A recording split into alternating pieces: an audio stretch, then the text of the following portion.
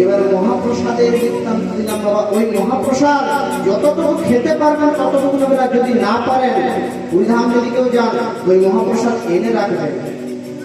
যেদিন যেদিন একাদশী করুন নিরামিষ খান সেদিন ওই প্রসাদ খাবেন, সেদিন যেটাতে দেবেন সেটাই হয়ে যাবে মহাপ্রসাদ। মহাপ্রসাদ সেইটাই মহাপ্রসাদ। মহাপ্রসাদ আর কি হইল এইবারে যে ওই যে বিপরীতে বইছে, এইবার পবনকে ওইখানে বেঁধে রেখে দিল। হনুমান ওখানে কর্ণ পেতে রয়ে গেল। কর্ণ পেতে যত সমুদ্রের আওয়াজ তার কর্ণে প্রবেশ করলো, কিন্তু প্রভুর বেঘাত ঘটাতে দিলে না। এই হচ্ছে বাবা কলিযুগের জীবিত ভক্ত।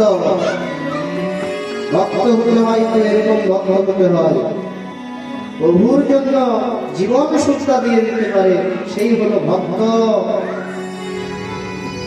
ভক্ত তো সহজ নয়।